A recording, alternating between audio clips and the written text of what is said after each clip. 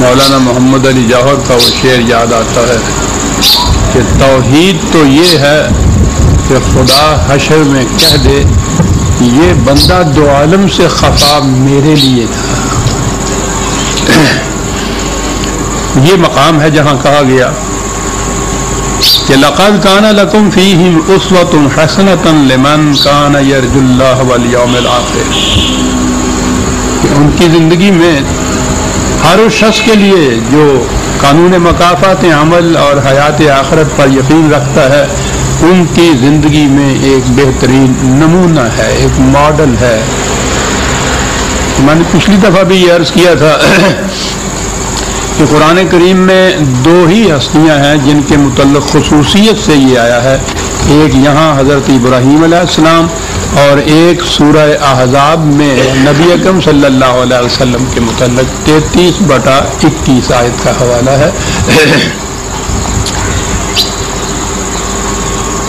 مقام یہاں بھی ایسا ہے جسے کرائسس کہتے ہیں کسی کی زندگی میں آئے. وہاں بھی جنگ احزاب اس میں یہ تمام مخالف قوتوں نے متحدہ محاذ بنا کر حملہ کیا تھا. اسے جنگ خندق بھی کہتے ہیں، احزاب بھی کہتے ہیں. اور اس کے متعلق یہ ہے کہ بڑا ہی گھمسان کا رن پڑا تھا، بڑی شدت سی مخالفت کی. جنگ اپنی بڑے زوروں کے اوپر تھی، سپاہیوں کے پاؤں پھسل رہے تھے، لغزش آ رہی تھی. ایسے مقام میں نبی اکرم صلی اللہ علیہ وسلم روشنی کے مینار کی طرح اپنے مقام پہ کھڑے تھے. اس استقامت اور ثبات قدمی کے پیش نظر خدا نے کہا تھا کہ تمہارے لیے رسول ایک بہترین نمونہ تھا. جو انداز اس کا تھا وہی تمہارا ہونا چاہیے تھا. تو وہاں بھی ایک خصوصیت بتائی گئی ہے کردار کی، کریکٹر کی، ثبات کی، استقامت کی. جیسے یہاں بھی ایک فیصلہ بتایا گیا ہے جس کے لیے بڑے ہی اثار کی ضرورت تھی. تو اس کے اسوہ کے معنی یہ ہیں کہ سیرت اور کردار اور طرز عمل میں جو خصوصیات ان حضرات میں تھی ان کا اتباع کیا جائے، نہ یہ کہ انہوں نے لباس کیسا پہنا تھا اور انہوں نے کھانا کیسا کھایا تھا. تو کہا کہ ان کی زندگی میں تمہارے لیے بہترین نمونہ ہے. اور عجیب بات ہے کہ قرآن کریم میں اگرچہ مختلف انبیاء کرام کے حوالوں قوائف دیے ہیں، لیکن جس تفصیل سے حضرت ابراہیم علیہ السلام کے اور دوسری طرف نبی اکرم صلی اللہ علیہ وسلم کی زندگی کے ہیں، تو میں نے عرض کیا تھا کہ یہ ایک محض نظریہ ہی نہیں تھا، میں نے عملاً بھی یہ کر کے دکھایا ہے کہ قرآن کی آیات پر مبنی نبی اکرم صلی اللہ علیہ وسلم کی پوری سیرت مرتب کی ہے. وہ ہے وہ اسوہ جسے آپ کہتے ہیں. اب کہا کہ یہ لوگ نبی اکرم صلی اللہ علیہ وسلم کی طرف آ گئے، صدر اول کے جماعت مومنین کی طرف آ گئے اور کہا کہ یہ لوگ جو اتنی مخالفت اس وقت کر رہے ہیں، عسى الله ان يجعل بينكم وبين الذين عاديتم منهم مودة والله قدیر والله غفور رحیم. آپ دیکھیے عین اس وقت کے جہاں ان کی مخالفت انتہائی شدت اختیار کر گئی تھی، وہاں وحی خداوندی یہ کہہ سکتا تھا کہ تھوڑا سا عرصہ ٹھہریے، یہ لوگ خود جھکیں گے، ایسے آئیں گے تمہارے ساتھ کہ بالکل تم میں اور ان میں مودت پیدا ہو جائے گی. اور بعد کے واقعات نے یہ بتا دیا. فتح مکہ کے بعد یہ تمام مخالفین جتنے بھی تھے وہ سارے اسلام لے آئے اور یہ صحابہ کی جماعت میں شامل ہوئے. تاریخ میں ہم ان کے کارناموں کو فخر سے پیش کر سکتے ہیں. تو یہ ایسے وقت میں کہا گیا جبکہ نظر بظاہر ان حالات کے تابع اس کا امکان ہی نظر نہیں آتا تھا. تو خدا نے یہ کہا کہ عنقریب یہ چیز ہوگی. اب یہ مخالفین جو تھے ان میں بھی ایک گروہ تو وہ تھا کہ جو عملاً مخالفت پہ اس طرح سے ابھرا ہوا تھا کہ وہ میدان جنگ تک میں آ گیا تھا. دوسرے لوگ وہ تھے کہ جنہوں نے مخالفت میں یہ انداز اختیار نہیں کیا تھا. یہ جو مخالفت میں اس شدت پہ اترے ہوئے تھے ان کے متعلق تو کہا کہ ان سے اس طرح قطع تعلق کر لینا چاہیے. لیکن لا ينهاكم الله عن الذين لم يقاتلوكم في الدين ولم يخرجوكم من دياركم ان تبروهم وتقسطوا عليهم. اندازہ لگائیے قرآن کریم کا کہ وسعت قلب اور کشاد نگاہ ہیں یہ مخالفین، لیکن چونکہ یہ اس حد تک آگے نہیں بڑھے اس لیے دونوں میں فرق کر دیا گیا. دوسری بات کہا کہ یہ لوگ کہ جنہوں نے تمہارے ساتھ جنگ نہیں کی، جنہوں نے تمہیں گھروں سے نہیں نکالا تھا، مخالفت تو ہے ان سے، لیکن ان کے ساتھ ایک چیز تو یہ ہے انصاف کرنے کی بات کہ ہر معاملے میں ان سے انصاف کرو. انصاف کے متعلق تو وہی سورہ مائدہ میں یہ چیز آ گئی ہے کہ کسی قوم کی دشمنی بھی تمہیں اس پہ آمادہ نہ کر دے کہ تم ان کے ساتھ انصاف نہ کرو. قوم دشمن ہے، وہ دشمنی کر رہی ہے، اور یہاں حکم یہ دیا جا رہا ہے کہ ان کے معاملات بھی اگر سامنے آئے تو ان سے بھی عدل کرو. تو عدل تو یہاں بھی کہا کہ جنہوں نے تمہارے ساتھ جنگ نہیں کی، تمہیں گھروں سے نہیں نکالا، پہلی چیز تو عدل کرو. عدل کے اور آگے بھی بڑھے ہیں، کہا کہ حسن سلوک بھی کرو ان کے ساتھ. خدا اس سے منع نہیں تمہیں کرتا. مخالفین کے ساتھ عدل ہی نہیں بلکہ ان کے ساتھ حسن سلوک بھی کرو. ان اللہ یحب المقسطین، عدل کرنے والوں کو خدا پسند کرتا ہے. انما ینہاکم اللہ عن الذین قاتلوکم فی الدین واخرجوکم من دیارکم وظاہروا علی اخراجکم ان تولوا. یہ جو پہلے حکم دیا تھا کہ ان کے ساتھ دوست داری کے تعلقات قائم نہ کرو، کہا یہ ان کے متعلق کہا تھا کہ جنہوں نے تمہارے ساتھ لڑائی کی، اور وہ جنگ کی بات کہی ہے فی الدین، دین کے معاملے میں تمہارے ساتھ جنگ کی. تو ان کی آپس میں اس سے پہلے تو قبائلی جنگیں تو ہمیشہ سے چلی آ رہی تھی، ہوتا ہوا کرتی تھی. بات تو اصل میں دین کے معاملے میں جنگ کی ہے. یا تمہیں انہوں نے گھروں سے نہیں نکالا، گھروں سے نکالا، یا جن لوگوں نے تمہیں گھروں سے نکالا، بے گھر کیا، ان کی مدد کی انہوں نے، ان کے متعلق یہ کہا جائے گا کہ ان سے دوست داری کے تعلقات مت قائم کرو. یعنی عدل اور احسان ان کے ساتھ بھی ہے. عدل احسان ان کے ساتھ ہے جنہوں نے جنگ نہیں کی، اور ان کے ساتھ بھی دوست داری کے تعلقات کو منع کیا ہے، انصاف کرنے کو منع نہیں کیا.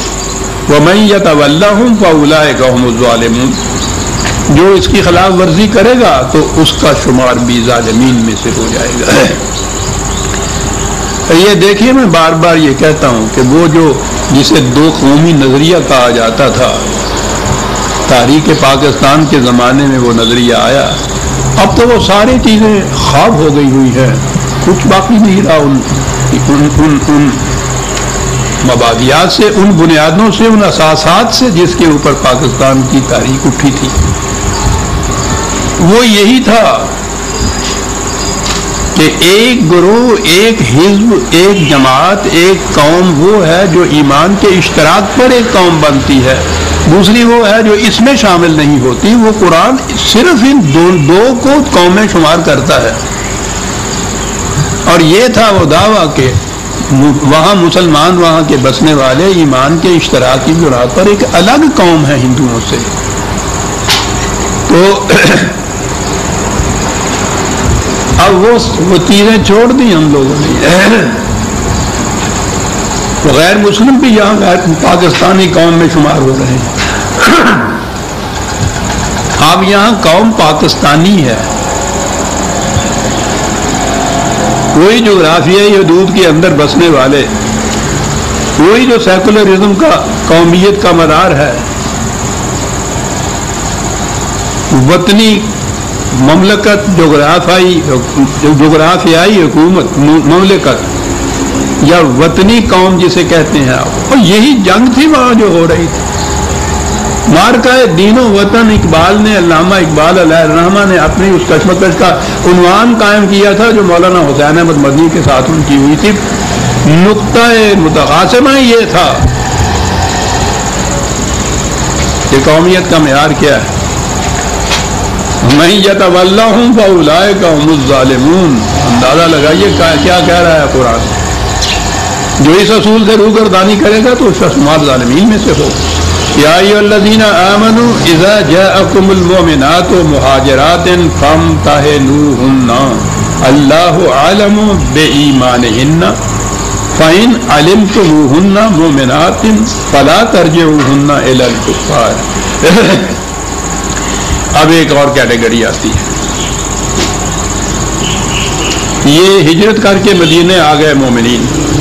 ان میں سے اکثر ایسے تھے کہ جن کے اہل و عیال مکے میں ہی رہے، پیچھے رہ گئے.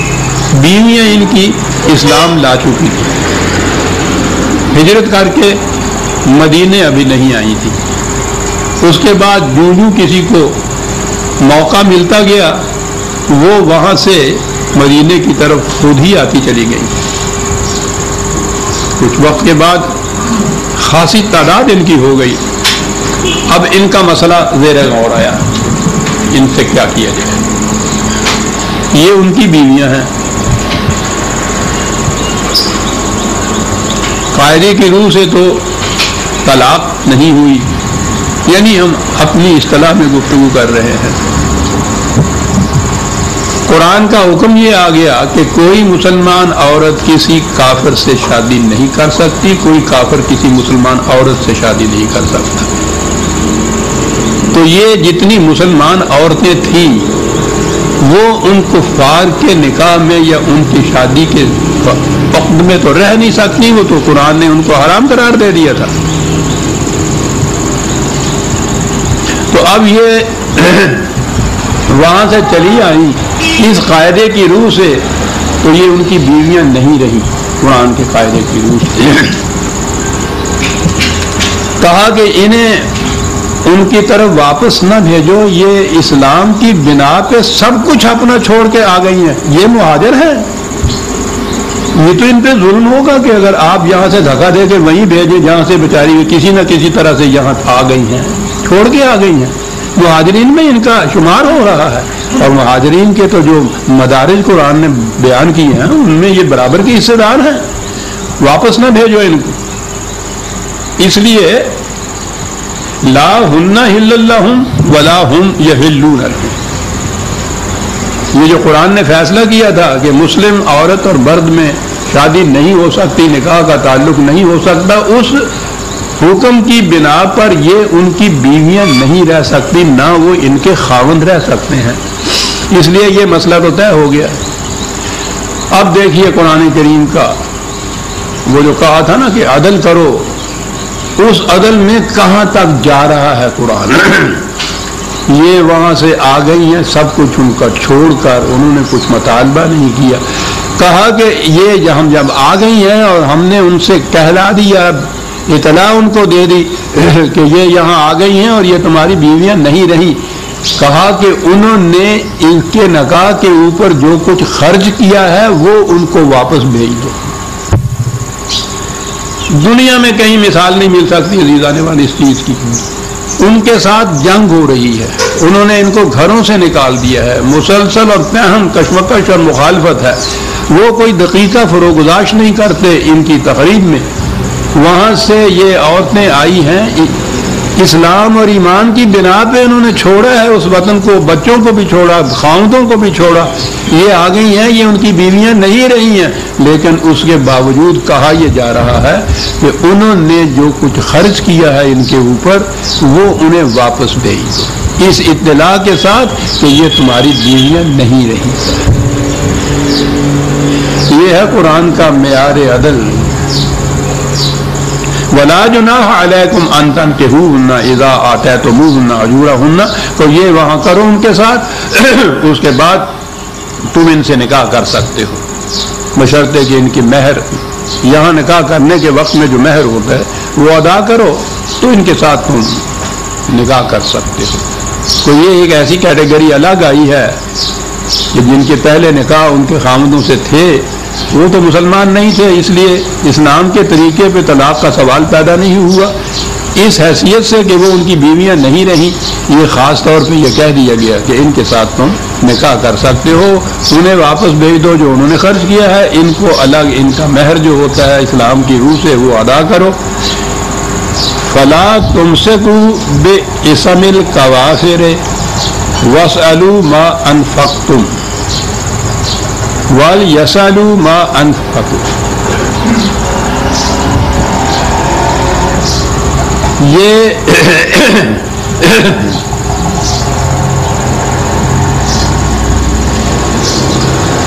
وہاں اگر وہ عورتیں رہ گئی ہیں کہ جو اسلام نہیں لائی ہیں، ٹھیک ہے، وہ تو ان کے نکاح کے اندر رہیں گی۔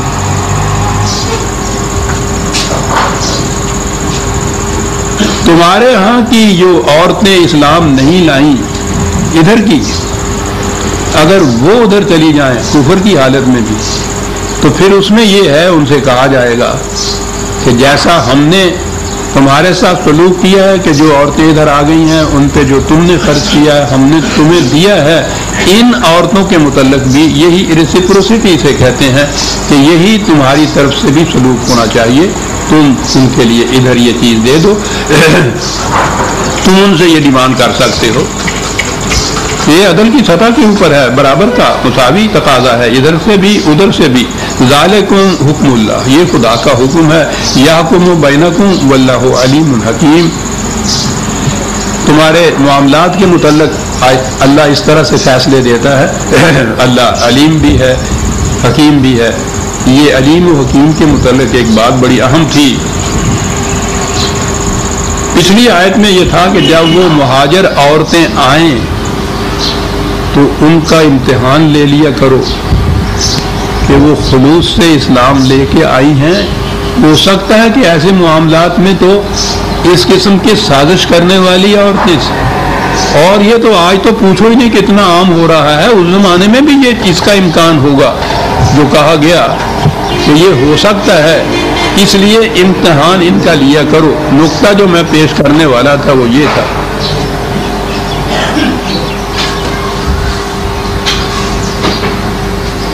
وہ میں ابھی عرض کرتا ہوں، ایک سب ذرا بند کیجیے۔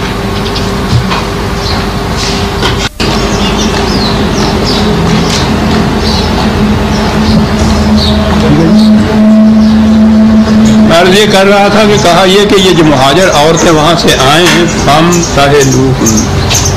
ذرا پرسان کر لیا کرو، دیکھ بھال کر لو اچھی طرح سے، اپنا اطمینان کر لو کہ وہ خلوص سے اسلام لائی ہوئی ہیں، کچھ سازش کے ماتحت نہیں آئیں، یہ کرو۔ بات یہ میں کہہ رہا تھا، اللہ عالم بے ایمانہن، خدا کو تو علم ہے اس کا،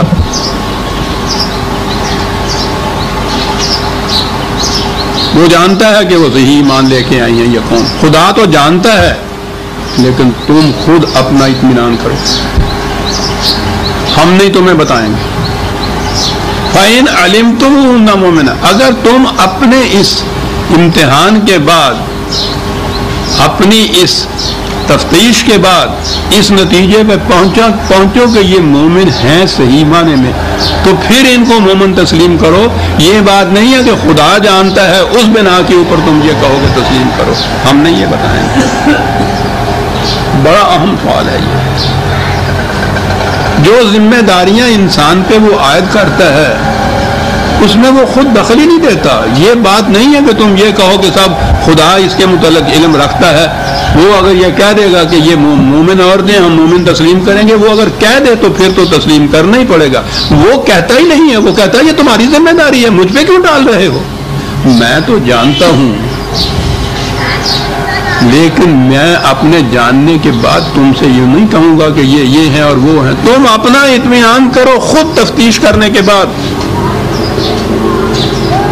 دیکھا جو ذمہ داریاں انسان کے اوپر عائد ہوئی ہیں اس میں وہ دخل نہیں دیتا، کہتا ہے خدا جانتا ہے اصل حقیقت کو، وہ تمہیں بتائے گا نہیں، تم خود اپنا اطمینان کرو۔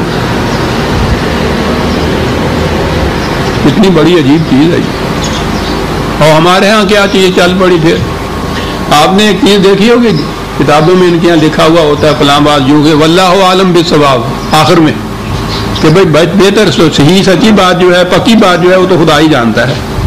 یعنی آپ سارا کچھ لکھ کے تو بیان دے کر اور آخر میں یعنی یہ چیز کہ وہ اپنے اوپر یا کانفیڈنس نہیں یا ذمہ داری نہیں لینا چاہتے, آخر میں کہتے ہیں کہ بھائی ٹھیک بات جو ہے وہ تو خدا ہی جانتا ہے, اس کے اوپر ڈالی. وہ یہ کہہ رہا ہے کہ مجھ پہ نہ ڈالو, خود امتحان کرو. اور یہ واللہ عالم بالصواب ان کے ہاں ایسی عادت بن گئی ہے. آپ کہیں گے کہ پھر وہ بیچ میں لطیفہ آ جاتا ہے, اس سے پوچھا کہ آپ کا اس میں گرامی مولوی صاحب, کہنے لگے جی چراغ دین, کہنے لگے والد صاحب کا نام, کہنے لگے فتح دین واللہ عالم بالصواب.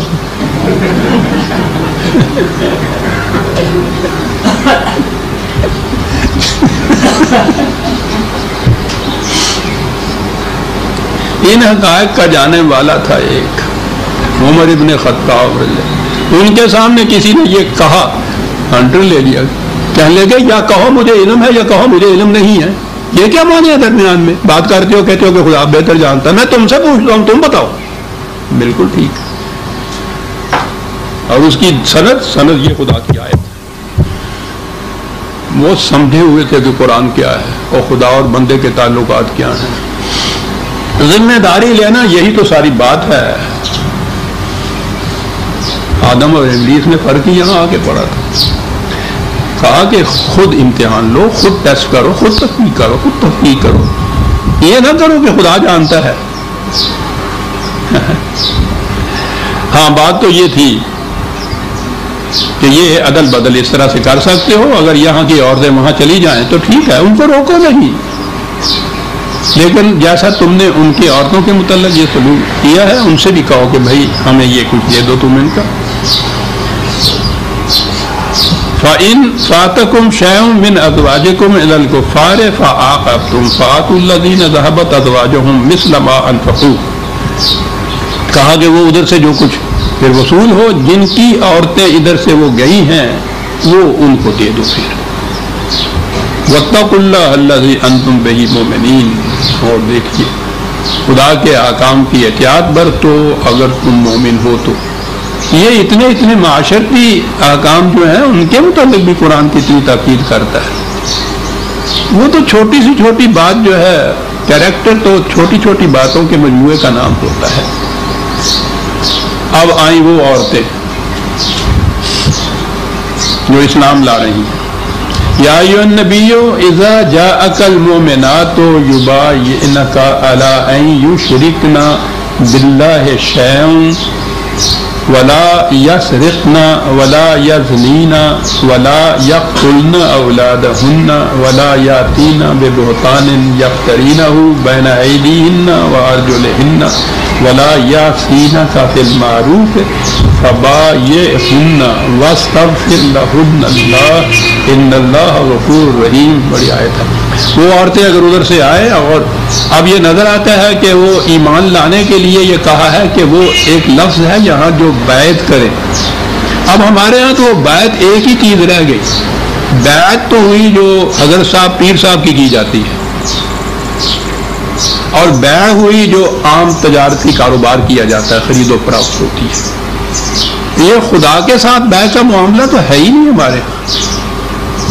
حالانکہ آپ کو معلوم ہے کہ بتایا ہوا ہے کہ سورہ توبہ کی آیت 111 جو ہے ان اللہ اشتری من المؤمنین انفسهم واموالهم بان لهم الجنہ, وہاں یہ کہا ہے کہ یہ جو معاملہ ایک شخص مسلمان ہو جب ہوتا ہے تو وہ ایک عہد نامہ, ایک کنٹریکٹ, ایک اقرار نامہ خدا کے ساتھ بیع و شراء کا کرتا ہے, خرید و فروخت کا کرتا ہے.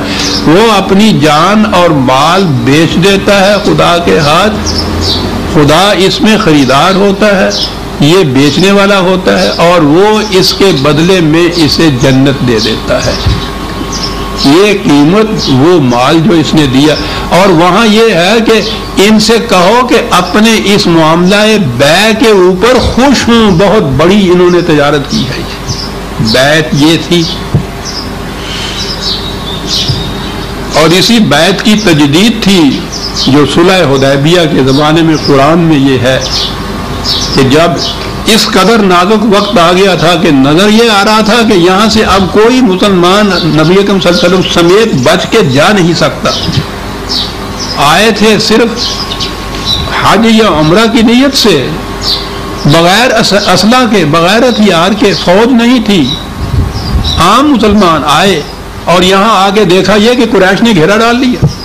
قریش کے گھر میں اتنے بڑے جری لشکروں کے جو مالک اسلحے کے ساتھ تھے ان کے گھیر لیے انہوں نے. ایسا وقت آ گیا تھا. تو ایسے وقت کے اوپر نبی اکرم صلی اللہ علیہ وسلم سے کہا کہ بھائی وہ جو خدا کے ساتھ معاملہ کیا ہوا ہے عملاً اسے پیش کرنے کا وقت آیا، آؤ اس بیعت کی تجدید کرو. جانے دینے کا وقت آ گیا. مال تو دیتے چلے آ رہے تھے یہ سارے دوران میں، لیکن اس کا آخری وقت آ گیا کہ وہ تم نے جانیں بھی بیچی ہوئی ہیں نا. تو اب یہ نظر آیا کہ یہ جو بیچنا تھا، یہ مال یا جان تھا، یہ نظریہ عقیدت کی بات نہیں تھی کہ ہم نے بیچ دیا ہوا خدا کے ہاں. بیچ دیا ہوا خدا کے ہاں ساری عمر اپنے نام وہ رکھا ہوا ہے، پھر وہ اس کے بعد وراثت میں چلا جاتا ہے، خرید و فروخت ہو رہی ہے، گروی رکھا جاتا ہے. وہ خدا بیچ میں آتا ہی نہیں ہے جس کے ہاتھ انہوں نے شروع میں بیچ دیا تھا. اور کہیں گے یہ کہ یہ تو صاحب میرے پاس، اور کبھی تو کہتے ہیں امانت ہے، لیکن امانت اس قسم کی ہے کہ وہ امین کو کبھی واپس ہی نہیں دی جاتی.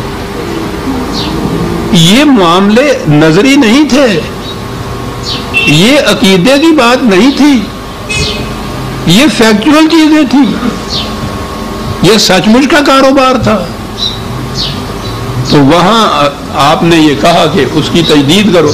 اور وہاں بہت بڑا اہم سوال یہ ہے، خدا نے یہ کہا کہ یہ جو تیرے ہاتھ کے اوپر آ کے تجدید کرتے ہیں یہ تمہارے ساتھ معاملہ نہیں کر رہے رسول، تم ہمارے بہاف پہ تجدید کر رہے ہو اس معاملے کی جو انہوں نے ہمارے ساتھ کیا تھا. کیونکہ ہم بنفس نفیس تو آ نہیں سکتے نا. خدا کے بہاف پہ جسے ہم کہتے ہیں نا، رسول یہ کرتا تھا. کہا کہ اسی طرح سے اب یہ جو آئی ہے انہوں نے وہی جو مسلمان ہونے کے لیے وہ جو شرط ہے وہ کاروبار کے معاملے کی ایک عہد نامہ جو ہے اس کے لیے یہ بیعت کیوں آئے. تو ان سے ان معاملات میں کہو کہ ہم خدا کے ساتھ کسی کو شریک نہیں کریں گے، چوری نہیں کریں گی، زنا نہیں ہوگا، اپنی اولاد کو قتل نہیں کریں گی. میں نے کہا ہے کہ قتل کے معنی ذبح کرنا ہی نہیں ہے. ایک تو یہ ہے کہ ان کے ہاں تھا یہ لڑکیوں کو وہ زندہ گاڑ دیا کرتے تھے زمین میں، یہ بھی ہو سکتا ہے. اور قتل یا ذبح کے معنی ذلیل کرنا، پست رکھنا، کمزور رکھنا، یہ معنی بھی آتے ہیں کہ اولاد کے ساتھ یہ ان کا سلوک نہیں ہوگا. بہتان کسی کے خلاف نہیں باندھیں گے، جان بوجھ کر افطرا نہیں کریں گی. اور بڑی اہم چیز یہ ہے ولا یا سینہ کا فی معروف، کہ ہم معروف میں تمہارے حکم کی خلاف ورزی نہیں کریں گی. خاص طور پہ یہ کہا فی معروف، بڑی اہم بات ہے. اور بہت اہم مسائل ہیں جو ہمارے ہاں اتنی گنجھلکیں اور پیچیدگیاں پڑی ہوئی ہیں، بات صاف کر دیتی ہے. معروف قرآن کریم نے یہ اصطلاح استعمال کیا ہے، وہ امر بالمعروف اور نہی عن المنکر. یہ ہے فریضہ اسلامی مملکت کا، اسلامی حکومت کا. جس چیز کو قرآن نے صحیح ریکگنائز کیا ہے اس کا حکم دینا، جس سے اس نے منع کیا ہے اس سے روکنا. یہ ہے جامع اصول اسلامی مملکت کا. معروف وہ جسے قرآن ریکگنائز کرتا ہے صحیح، جس کے معنی یہ ہے. اطاعت بھی انہی کی ہے، کسی کی ذاتی اطاعت نہیں ہے اس کے اندر. حتیٰ کہ رسول اللہ صلی اللہ علیہ وسلم کی بھی ذاتی اطاعت نہیں تھی اس میں. لا یا سینہ کا فی معروف، یہ بیعت اس میں لی جا رہی ہے. اور جیسی کسی بھی تاریخ ہماری ہے اس میں یہ واقعات ملتے ہیں کہ حضور نے کسی کو ایک حکم دیا، کہا تو اس نے پوچھا کہ یہ قرآن کے معروف میں سے ہے جو آپ کہہ رہے ہیں، وحی کی روح سے خدا کا حکم ہے جو آپ کہہ رہے ہیں، یا آپ کا اپنا ذاتی مشورہ ہے؟ انہوں نے کہا کہ نہیں، یہ تو میرا ذاتی مشورہ ہے. تو اس نے کہہ دیا کہ معاف رکھیے، میں اس کے ماننے کے لیے مکلف نہیں ہوں، میں آپ سے بہتر جانتا ہوں. اور تاریخ میں کیوں جائیے، قرآن کے اندر جو حضرت زید کا رضی اللہ تعالیٰ عنہ کا واقعہ لکھا ہے، قرآن میں یہ چیز لکھی ہے کہ حضور نے اس سے کہا کہ اپنی بیوی کو طلاق نہ دے، تو اس نے یہ پوچھا کہ یہ وحی کی روح سے آپ فرما رہے ہیں؟ آپ نے کہا کہ نہیں، مشورہ ہے۔ انہوں نے کہا کہ معاف فرمائیے، اور اس نے طلاق دی۔ قرآن میں یہ چیز موجود ہے۔ تو جسے اب آپ یہاں آج اتباع سنت کہتے ہیں، اس میں پہلی چیز تو یہ دیکھنی ہوگی کہ جو حضور کی طرف منسوب کیے جاتے ہیں اقوال، ارشادات اور آپ کے اعمال، جو کچھ وہی ذریعہ اب رہ گیا ہے نا اس کا، جسے اطاعت رسول کہا جاتا ہے۔ اگرچہ وہ بھی آپ کو معلوم ہے کہ ان کی حیثیت کیا ہے۔ 6 لاکھ ایک جامع حدیث کو امام بخاری کو ملتی ہیں روایات، وہ ان میں سے اپنے قیاس کے مطابق 5,97,000 کو مسترد کر دیتے ہیں۔ وہ باقی جو رکھتے ہیں، اب ان میں یہ بات نہیں ہے کہ کون سی چیز حضور نے وحی کے ذریعے سے روح سے کہی تھی اور کون سے اپنی ذاتی فیصلہ تھا جو حضور نے وہاں ارشاد فرمایا تھا، کیونکہ قرآن کہتا ہے کہ اطاعت تو صرف ان میں ہے۔ تو اس مشکل مسئلے کا آج حل یہ مشکل تھا ہی نہیں۔ قرآن کریم نے رسول اللہ صلی اللہ علیہ وسلم نے کہا ہے کہ معروف کا حکم دیے جاؤ۔ معروف وہ ہے جسے قرآن اپنے ہاں صحیح ریکگنائز کرتا ہے۔ جتنے اقوال اور فیصلے آج رسول اللہ کی طرف منسوب کیے جا رہے ہیں، ان کے متعلق یہ دیکھ لیجئے کہ وہ اگر قرآن کے مطابق ہیں تو ہم انہیں صحیح ماننے کو تیار ہیں، بسم اللہ۔ اگر وہ اس کے خلاف جاتے ہیں تو ہم کہیں گے کہ یہ رسول اللہ کا نہیں ہو سکتا۔ وہ اتنی ہی بات ہے۔ لیکن اس سے چونکہ وہ جو احادیث کے مجموعے چلے آ رہے ہیں ان کے ہاں، جن کے متعلق عقیدہ یہ ہے کہ بخاری اور مسلم کی ایک حدیث بھی نہ مانی جائے تو دائرہ اسلام سے خارج ہو جاتا ہے، وہ ان کا عقیدہ جو ہے یا ان کی عقیدت جو ہے ان جامعین حدیث سے وہ مجروح ہوتی ہے۔ صرف یہ بات ہے، یہ رسول اللہ صلی اللہ علیہ وسلم کے ساتھ اس عشق و محبت کی بات نہیں، یہ ان ائمہ حدیث جو ہیں، جامعین جو ہیں، ان کی عقیدت ہے جس کی بنا پہ یہ ہے کہ کیا ہم یہ کہیں کہ انہوں نے ایک غلط حدیث اپنے یہاں جمع کر دی تھی؟ یہ نہیں کہا جائے گا، اس کو غلط حدیث کو رسول اللہ کی طرف منسوب کر دیا جائے گا۔ یہ کہاں سے آج پتہ چلے؟ یاسینہ کا فی معروف، خدا کا حکم ہے۔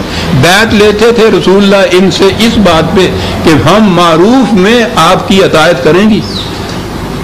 کیا بات ہے، کتنی اہم چیز واضح کر رہا ہے قرآن۔ رسول اللہ بیعت لے رہے ہیں اور وہ بیعت لینے والی ہیں جو ہیں، یہ لینے والے جو ہیں، وہ کہہ رہے ہیں کہ معروف میں آپ کی معصیت نہیں کرے گی ہم۔ معروف میں، ہر بات میں نہیں، شخصی معاملات میں آپ کے جو ذاتی مشورے ہوں گے وہ ہمارے لیے اوپن ہیں، ان کو ہم تسلیم مانیں نہ مانیں، لیکن جو معروف ہوگی اس میں ہم اطاعت آپ کی کریں گے۔ بڑا اہم ہے یہ ٹکڑا اس میں۔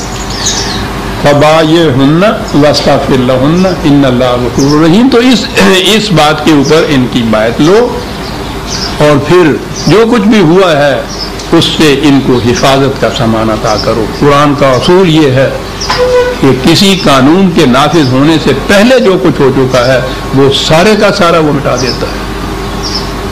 اللہ ما قد سلف، ہر حکم کے ساتھ قرآن نے دیا ہوا ہے کہ جو پہلے ہو چکا وہ ہو چکا۔ اور یہ عدل کا بہت بڑا بنیادی اصول ہے جو آج بین الاقوامی طور پر بھی مانا جاتا ہے۔ ہمارے ہاں یہاں آپ دیکھتے ہیں جو احکام نافذ ہوتے ہیں وہ جولائی 77 سے جو نافذ ہوتے ہیں نا، 5 سال ہو گیا کسی چیز کو، قرآن اس کی اجازت نہیں دیتا۔ الا ما قد سلف، جب یہ قانون نہیں تھا اس زمانے میں جس نے یہ کچھ کیا ہے، آج وہ اس قانون کی کیٹیگری میں آئی کیوں نہ جائے، اس وقت وہ نہیں تھا قانون، اس لیے وہ جرم نہیں ہو سکتا۔ قانون کا نفاذ اس کے دن سے ہوتا ہے۔ اسی لیے کہا کہ جو پہلے کی باتیں یہ ہو چکی ہے نا، اس کو مواخذہ نہیں، اس سے حفاظت کا سامان کرو۔ ان اللہ غفور الرحیم، خدا کے قانون میں یہ مغفرت بھی ہے اور پھر سامان نشو و نما کا دیے جانا بھی ہے۔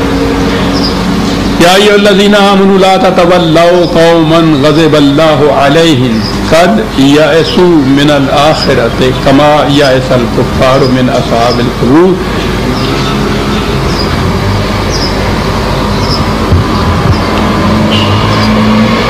بات آخر میں پھر وہی آ گئی یہاں سے یہ شروع کی تھی کہ ان کے ساتھ دوستداری کے تعلقات نہیں رکھتے. سیاست میں سیاسی طور پر ٹریٹیز جو کی جاتی ہیں، معاہدات جو کیے جاتے ہیں، وہ مودت میں نہیں آتے، دوستداری کا سوال نہیں ہے. تو سیاسی طور پر مختلف قوموں کے اندر یہ معاہدے ہوتے ہیں. حضور نے بھی کیے معاہدے، اس سے نہیں قرآن روکتا. یہ جو ہے نا یگانگت کے تعلقات، اپنوں میں سے انہیں تسلیم کر لینا، یہ ہے کہ جس کی اجازت قرآن نہیں دیتا. یہ ہے نقطہ امتیاز. شروع سے آخر تک قرآن نے اس پہ زور دیا ہے. اس لیے کہ جو لوگ قرآن کی ان اساسات اور ان قوانین کو صحیح تسلیم نہیں کرتے، وہ تم میں سے ہو کیسے سکتے ہیں؟ یہ بھی ایک چیز تھی جو یہاں آ کر ہوئی. پہلے تو یہی کیا کہ وہ جو دو قومی نظریہ جس کی بنیادوں پر انہوں نے پاکستان کا ایک خطہ زمین حاصل کیا تھا، یاد رکھیے یہ اسلامی حکومت حاصل نہیں کی تھی، ایک خطہ زمین حاصل کیا تھا جس میں اسلامی حکومت قائم کرنے کا امکان تھا. تو یہ جو حاصل کیا تھا اس کے لیے بنیاد یہ تھی ان کے اصولوں کے مطابق، کیونکہ وہ ایک الگ قوم کے لیے الگ مملکت کو صحیح مانتے تھے. یہ بین الاقوامی اصول اور ایک قانون یا ایک انہوں نے تسلیم کی ہوئی ایک حقیقت مانی ہوئی تھی. تو یہ جو چیز تھی کہ مسلمان ایمان کے اشتراک کے بنا پر ایک الگ قوم ہے غیر مسلموں سے، ساری دنیا کے غیر مسلموں سے. یہ تھی وہ وہاں جو لڑائی ہوئی تھی. یہ تھا جو ہم نے وہاں یہ نیشنلسٹ علماء جو تھے وہ یہ کہتے تھے کہ نہیں، ہندوستان کی چار دیواری میں رہنے والے مسلمان اور ہندو سکھ عیسائی سارے مل کر ایک قوم بنتے ہیں. ہم نے کہا تھا ٹھیک ہے، سیکولرزم کے بنیادوں پر وہ بنتے ہیں، دین کی بنیادیں یہ نہیں. وہاں حزب اللہ اور حزب الشیطان دو الگ جماعتیں، الگ قومیں. بہرحال بات لمبی ہے. میں نے عرض کیا ہے نا کہ یہ آپ کے ہاں نہ تو تحریک پاکستان کی تاریخ لکھی گئی ہے، نہ قائد اعظم کی سوانح عمری لکھی گئی. صحیح بنیاد تو یہ ہے. ایک صاحب آئے تھے وہ قائد اعظم کی سوانح عمری لکھنے والے، اور تو ان کو دعویٰ تھا. میں نے دیکھا بھی کہ وہ جس انداز پہ لکھ رہے تھے. میں نے کہا ایک بات کا مجھے جواب دیجیے اگر آپ لکھنا چاہتے.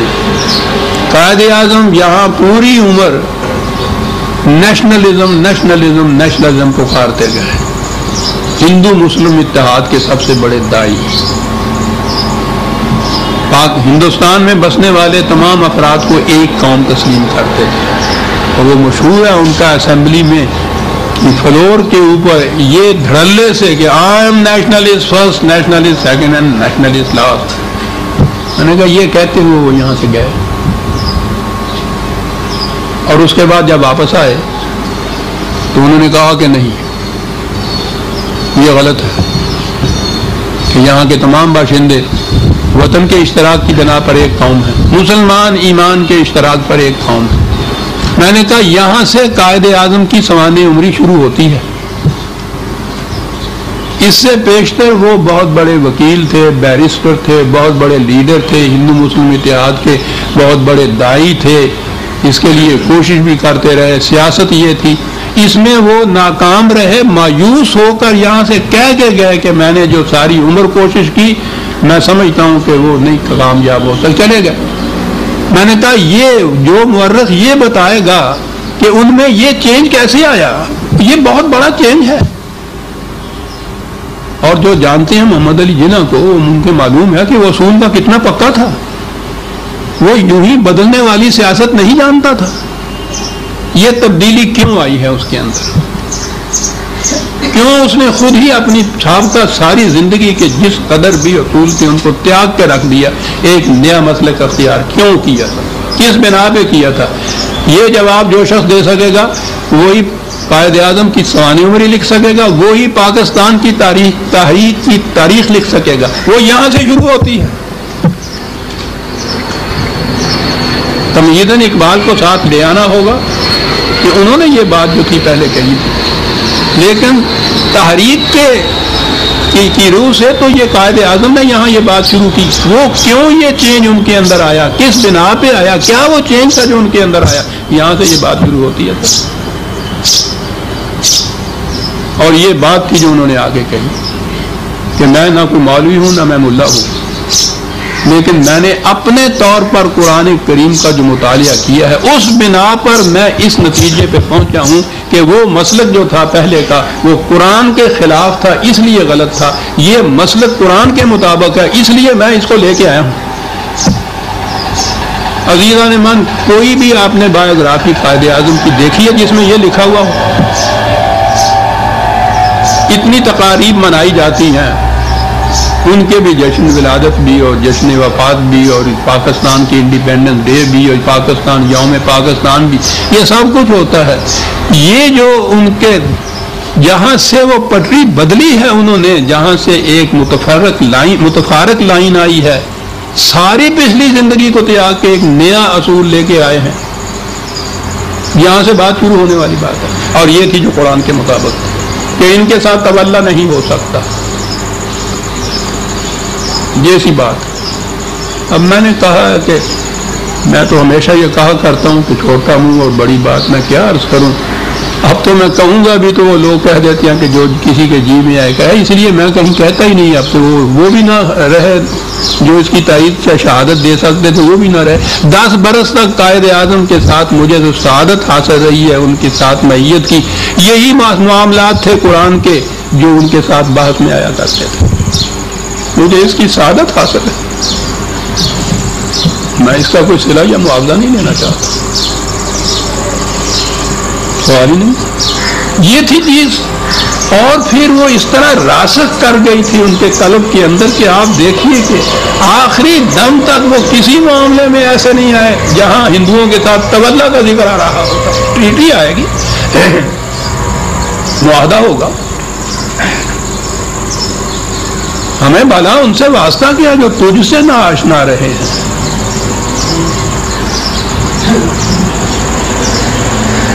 یہ تھا پاکستان کی بنیاد بننے کا، یہ تھا جذبہ محرکہ، یہ تھا وہ انقلاب اور تبدیلی جو ان کے اندر آئی. اور یہ صدقہ تھا اقبال کے سارے ہوئے. یہ بنیادیں یہاں ختم ہو چکی ہوئی ہیں. میں عرض یہ کر رہا تھا کہ اس بنیاد پہ جب یہاں پہلے پارلیمنٹ بن رہی تھی تو پارلیمنٹ کے ممبر انہوں نے غیر مسلموں کو بنایا. مجلس قانون ساز، جس مجلس نے قانون بنانا تھا ان کے ہی الفاظ میں کتاب و سنت کی بنیادوں پہ، اس مجلس میں قانون ساز میں وہ لوگ بھی شریک تھے جو نہ کتاب کو مانتے تھے نہ سنت کو مانتے تھے. کیا ہوا؟ انہیں ایک قوم جو فرض کر لیا، بنیاد ہی ڈھہ گئی پاکستان کی.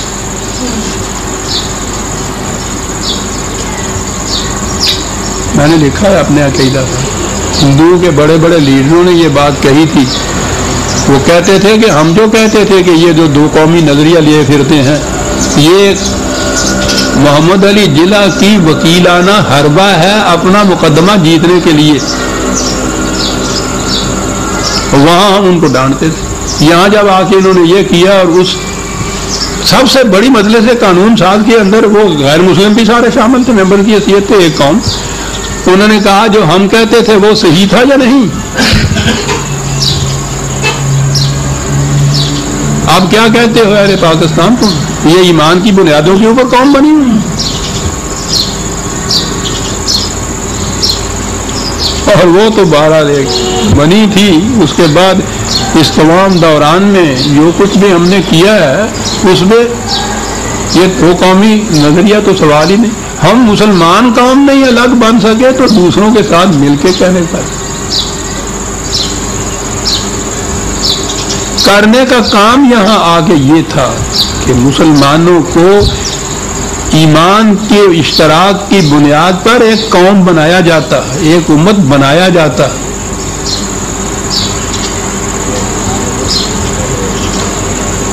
پیدائش کی روح سے کوئی نہ مسلمان ہوتا ہے نہ ہندو ہوتا ہے.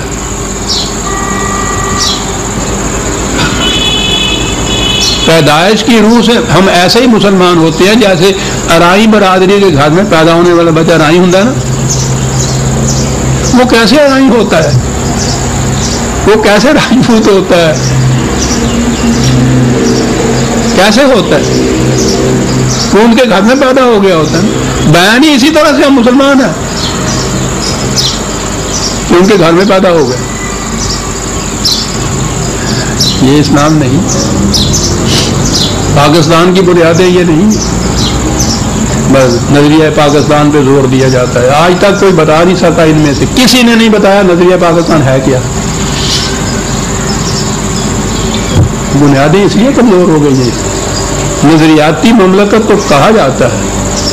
یہ نظریات تھے، دو ہی نظریے تھے، اشتراک، ایمان کے اشتراک کی بنیاد پر ایک الگ قوم، اور تمام فیصلے کتاب اللہ کے مطابق، معاملہ ختم. یہ تھا نظریہ پاکستان.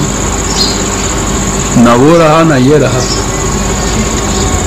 اور پھر اور ہمارے لیے مصیبت ہوئی اگر کھلے بندوں یہاں آ کے ہم ان دونوں کو تیاگ دیتے اور کہتے کہ نہیں صاحب جس طرح سے دنیا کی اور مملکتیں اور قومیں ہوتی ہیں اسی قسم کی یہ ایک چیز ہے.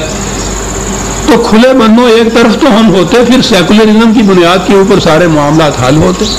یہ کہنے کی جرت نہیں. نام آتا ہے اسلام کا اور وہ رہا ہے جو اسلام کے خلاف ہے. اب اس میں پھر مشکل پیدا ہو جاتی ہے. نبھانا پڑ رہا ہوتا ہے وہ نام جو اسلام کا لیا جاتا ہے، پھر اس کی تعویلیں کی جاتی ہیں ساتھ ساتھ. یا اسلامی قوانین ساتھ، یعنی اسلام کی ڈیفینیشن ہی کوئی نہیں کی جاتا. میں نظریہ کہہ رہا تھا کہ کوئی نہیں سمجھا رہا. اسلام نہیں کوئی بتا رہا کہ کیا ہوتا ہے. ایک ہی اجتماع میں کھڑے ہو کے دو لیڈر الگ الگ نمازیں پڑھ رہے ہیں اور اسلام کی بنیاد کے اوپر لڑائی لڑ رہے ہیں.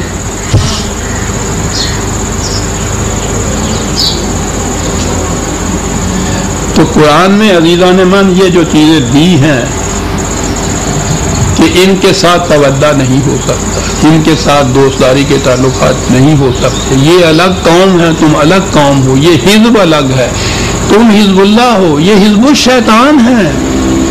ان کے ساتھ معاملات میں ٹریٹی ہو سکتی ہے. ابھی کہا کہ وہ جو عورتیں ان کی ادھر سے آئی ہیں ان سے ساتھ معاہدہ کرو کہ ہماری ادھر چلی جائے گی یہاں کی، تو جو ہم نے خرچ کیا ہے وہ تم دے دو گے. تمہاری ادھر سے آئی ہے تو ہم نے جو تم نے کیا ہم دے دیں گے. یہ ایک بین الاقوامی سطح کے اوپر ایک معاہدہ ہے. اور اس قسم کے معاہدے ہیں. صلح حدیبیہ جو تھا سب سے بڑا معاہدہ تو وہ تھا. یہودیوں کے ساتھ اتنے معاہدے کی. رسول اللہ صلی اللہ علیہ وسلم نے مدینے میں آنے کے بعد اہل مدینہ کے ساتھ معاہدے کیے، ان میں یہ یہودی عیسائی بھی شامل. ٹریٹیز معاہدات اور بات ہے، برابر کی سطح پہ وہ ہوتی. مودت، محبت، تولا، یہ چیز نہیں ہو سکتی. اور یہ تھی حضرت ابراہیم علیہ السلام کی زندگی کہ جنہوں نے یہ بات یہاں سے شروع ہوئی تھی کہ جب انہوں نے یہ کہہ دیا اذ قالوا لقومہم انا براء منکم ومما تعبدون من دون اللہ، پوری قوم سے انہوں نے اعلان کر دیا کہ تم سے اور تمہارے یہ جو حکمران اور معبود بنے پھرتے ہیں ہم ان تمام سے قطع تعلق کرتے ہیں.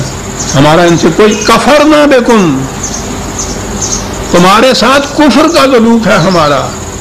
بدا بیننا و بینکم العداوۃ والبغضاء ابدا، تم میں اور ہم میں ابدی طور پر ہمیشہ کے لیے عداوت، والبغضاء، نفرت، یہ ہے تمہارے ساتھ ہمارے. ابداً ہمیشہ کے لیے، اور آگے شرط لگا دی کہ کیسے یہ بات بدل سکتی ہے، حتیٰ تؤمنوا باللہ وحدہ، کہا وقت ہے کہ تم بھی اللہ واحد کے اوپر ایمان نہ لاؤ جیسا ایمان قرآن کہتا ہے کہ ایمان لاؤ، اور وحدہ ایک ہے۔ دیکھیے یہاں پھر وہ توحید آئی ہے، اگر اللہ کے ساتھ کسی اور کو شریک کر لیا جائے تو یہ ایمان بھی وہ ایمان نہیں ہوگا۔ اگر کوئی اور قوانین ساز آپ نے تسلیم کر لیے خدا کے ساتھ تو پھر توحید نہیں ہے، شرک ہے۔ یہاں سارے قوانین جو ہے انسانوں کے بنائے ہوئے وہ نافذ کیے جا رہے ہیں اور ان کو اللہ کے قوانین کہا جا رہا ہے۔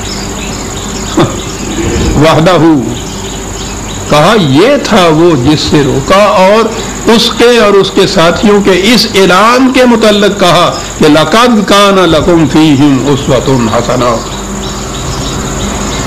یہ ہے وہ مسلک، یہ ہے وہ ہستیاں جن کا یہ مشرب تھا، ان کی زندگی، ان کے یہ اقوال، ان کی یہ سیرت، ان کے یہ فیصلے، یہ تمہارے لیے بہترین نمونہ ہے۔ اور میں نے عرض کیا تھا کہ زبان کے اعتبار سے اسوہ ایسے نمونے کو کہتے ہیں جس کے اختیار کرنے کے بعد تمہارے دکھوں کا مداوع ہو جائے، تمہارا اضطراب قلبی مٹ جائے، پھر اضطرار باقی نہ رہے۔ یہ ہوتا ہے جب بین بین آپ چلتے ہیں تو یہ مصیبتوں میں جو پھنسی ہوئی ہے قوم، ہر قوم کے دل میں اضطراب اور اضطرار کی آگ ہے، وہ اس لیے ہے کہ یقینی طور کے اوپر نہ کافر ہیں ہم، نہ یقینی طور پہ مومن ہیں۔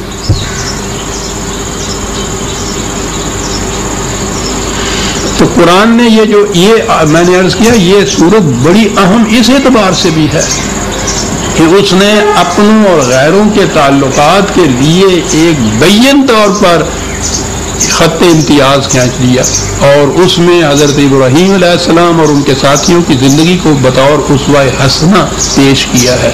یہ ہے اسلام عزیزان من سورہ الممتنہ۔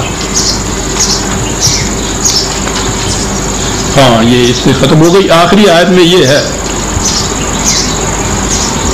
کہ وہ اسی طرح سے آخرت سے ایمان کر رہے ہیں یہ کفار، جیسے ان سے پہلے وہ جو آخرت پہ انکار کرتے ہوئے مر گئے اور قبروں میں چلے گئے، ان کی کیفیت یہ ہے کہ یہ اس پہ ایمان نہیں لاتے۔ اس واسطے جب تک یہ خدا واحد پہ ایمان نہ لے آئیں، جیسا ایمان قرآن کہتا ہے، ورنہ خدا کو تو چند دہریوں کے سوا دنیا میں سارے کہتے ہیں ہم خدا کو مانتے ہیں۔ تو اس اعتبار سے آخر میں اس نے یہ کہا کہ یہ منکر ہے آخرت کے، تو ان سے تولا نہیں ہو سکتا۔ سورہ ممتنہ ختم ہوئی عزیزان مان۔ آئندہ درس میں ہم آئندہ درس میں نہیں، آگے اس کے بعد کے درس میں ہم سورہ الصافات 61ویں صورت سے بات شروع کریں گے۔ ایک اعلان بڑا ضروری، آپ کو معلوم ہے کہ یہ جو ہمارے ہاں تقریبات آتی ہیں ان کے اوپر میں ایک خصوصی درس پیش کیا کرتا ہوں۔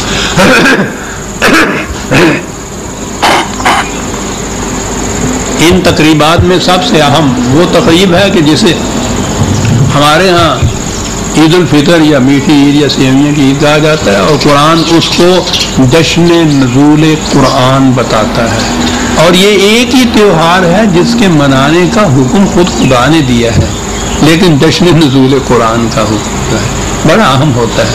تو آپ کو یاد ہے میں اس تقریب پر بھی ایک خطاب، ایک الگ درس عام پیش کیا کرتا ہوں۔